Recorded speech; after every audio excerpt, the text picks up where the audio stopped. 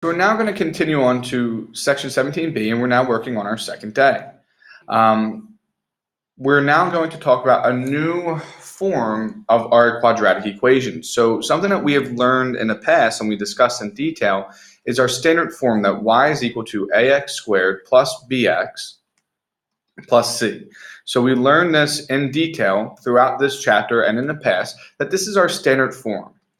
Well, today in this video, we're going to now learn a different form, and that is going to be our vertex form. All right, and what this allows for us to quickly do is it allows for us to talk about transformations of our graph, and it allows for us to find our vertex very easily.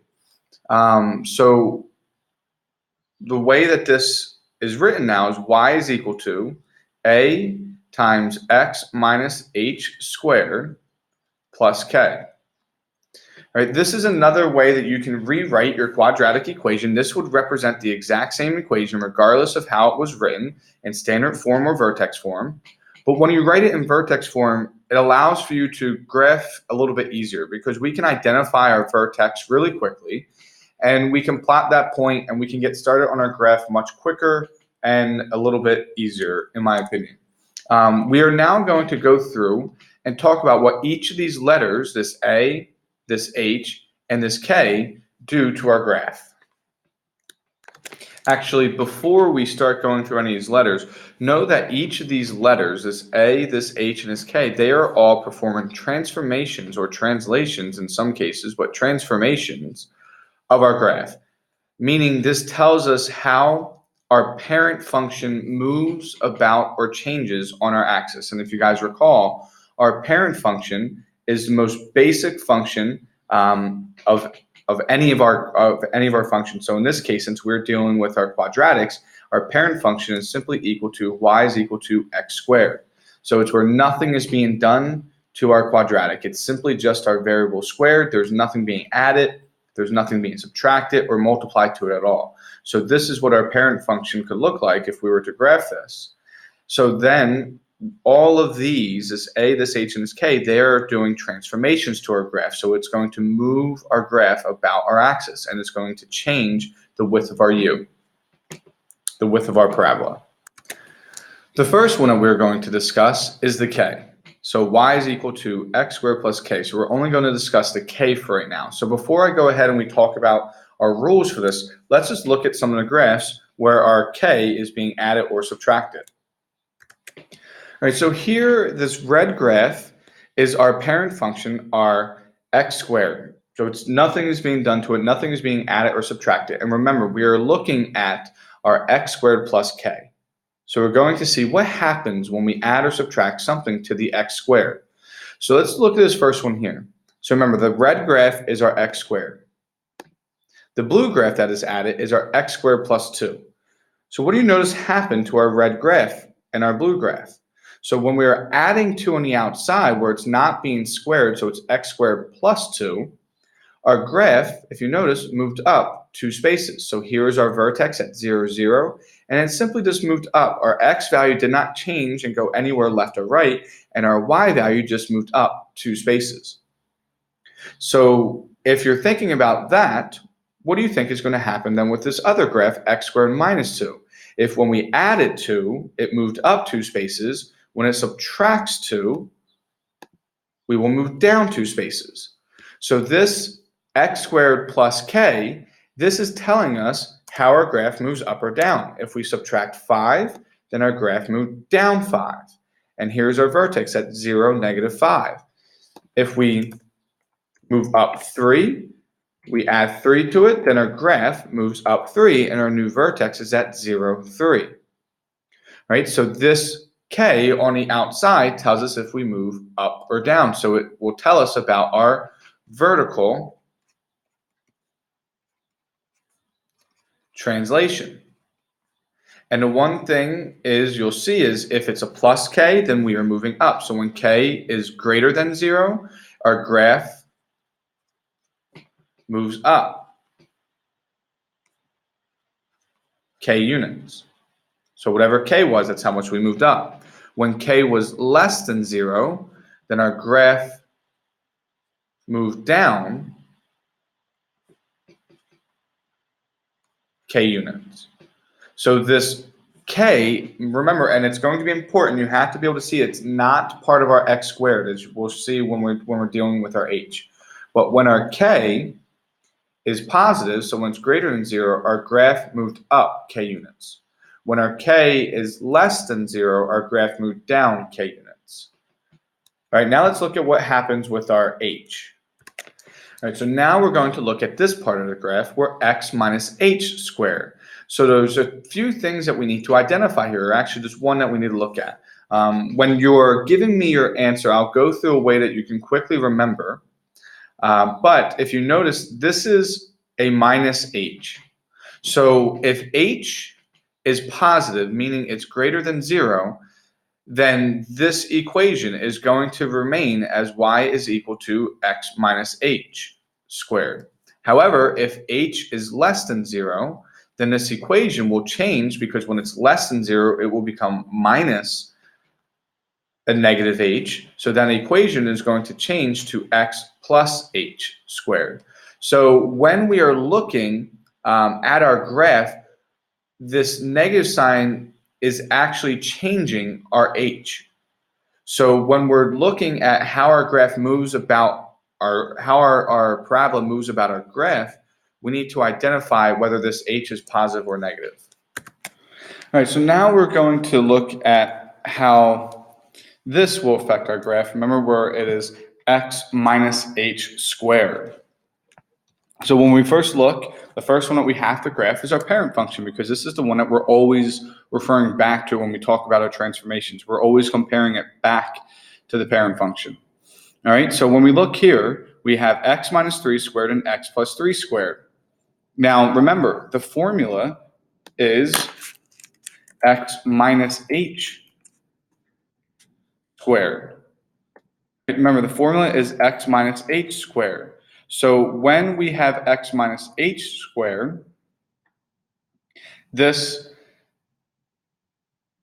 our h, if our h is less than 0, it is going to change the sign like this 3 did. If our h is greater than 0, it's going to keep it as a negative. All right, so now let's look at what happens when we do x minus 3. This is where our h is positive because our sign did not change. So when our h was positive and our sign did not change, 1, 2, 3, our graph moved 3 spaces to the right. Now let's see what happens when it's x plus 3 squared. All right, you should be thinking about now, if when our h was positive, we moved 3 spaces to the right because it was minus 3, but our h was a positive 3, so our sign did not change, then that means when it's positive 3, that means our h was negative 3, and it moves left 3 spaces. So if you see, our vertex goes from 0, 0 to negative 3, 0. And our vertex went from 0, 0 to 3, 0. Right? So our graph, when it is x minus h squared, it moves horizontally. So this will tell us a horizontal translation.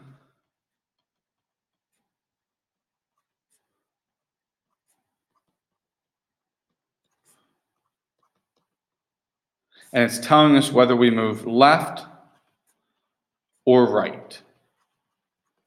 Right? So remember, it is going opposite of this sign. So a lot of times when the way I would tell my students in the past as well is their natural instincts is they see this negative 3. So they're saying, okay, that means we're going left 3.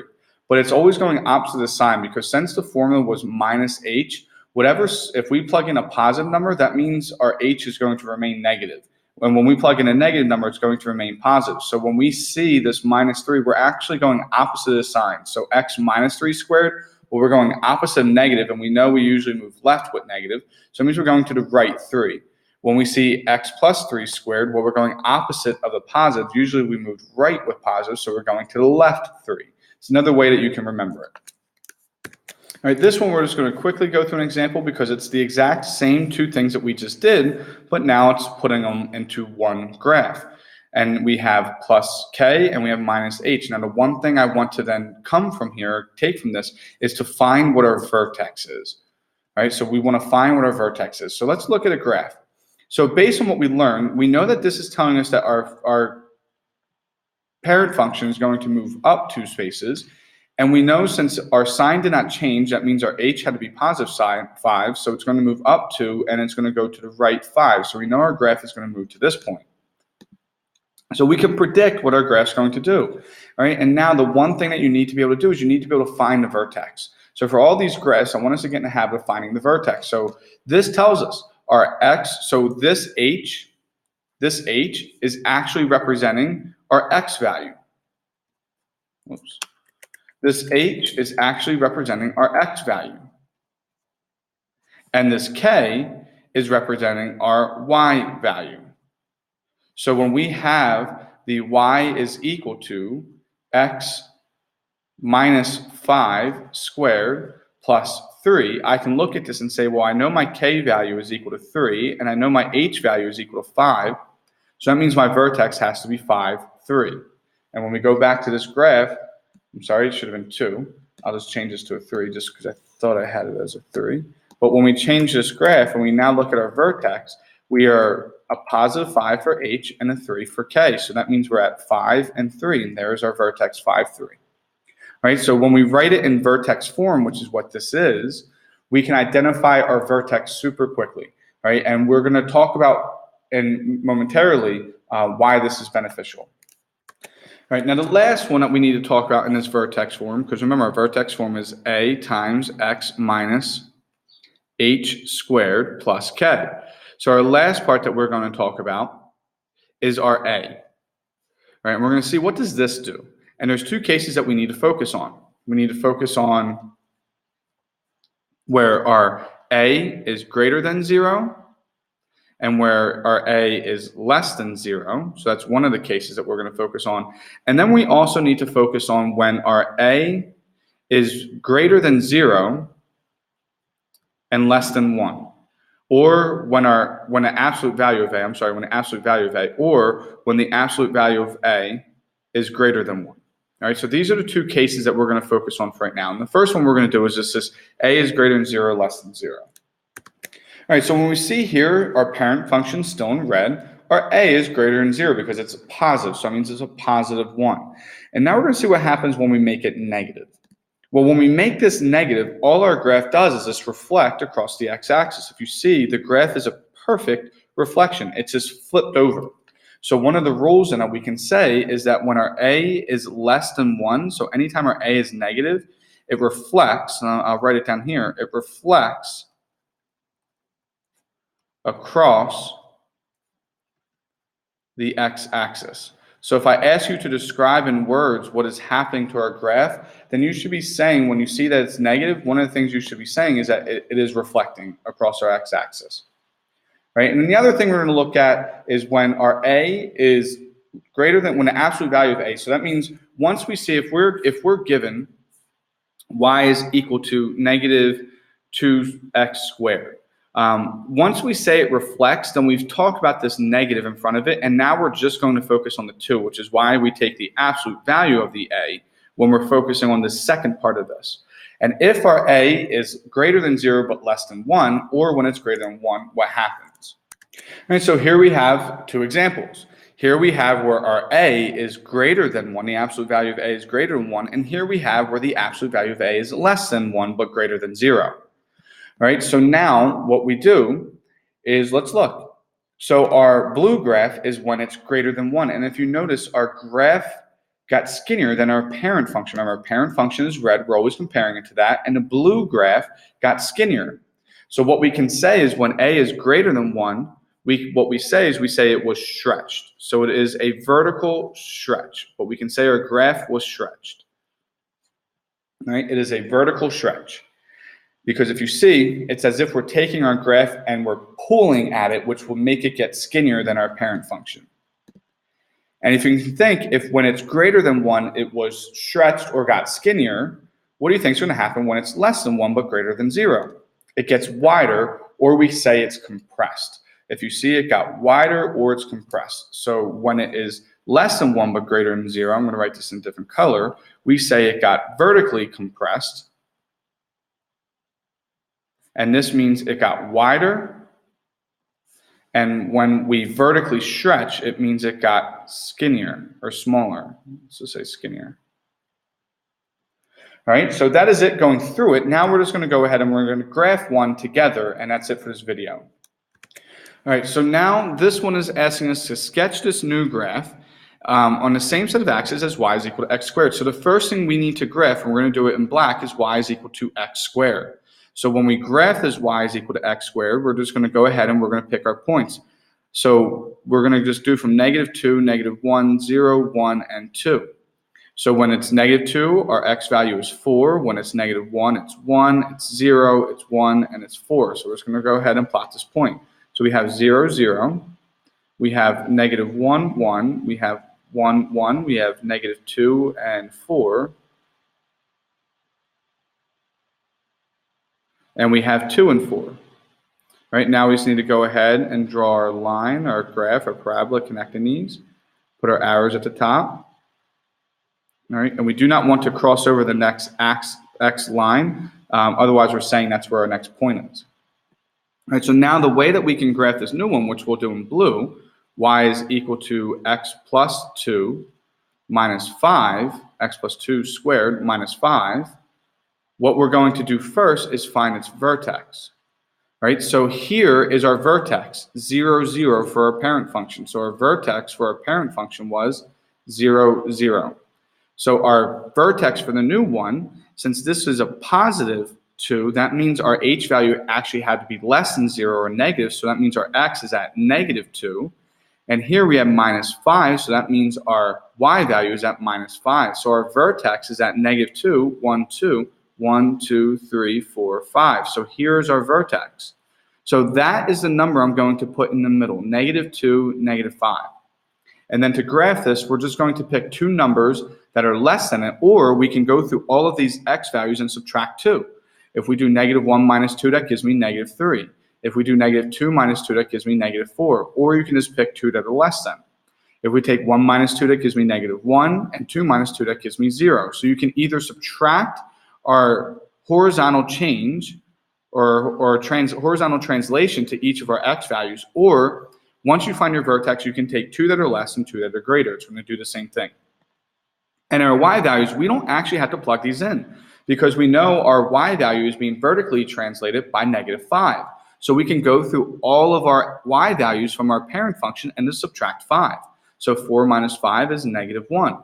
1 minus 5 is -4. 1 minus 5 is -4. And 4 minus 5 is -1. So now we can go ahead and plot these. We have -3, or we have -1, -4. And we have -3, -4, and then we have 0, -1, and we have -4, -1. So now we can just go ahead and draw our parabola connecting those, draw our graph, and there's our new graph. All right, so it's actually nice and easy. It's quick to graph this parent function because it's just very basic. We're just squaring numbers. And then once we identify our translations, we're just adding or subtracting to our x value depending on what our h value is. And then we will just add or subtract to our y value depending what our k value is. Right? And that is it for this video.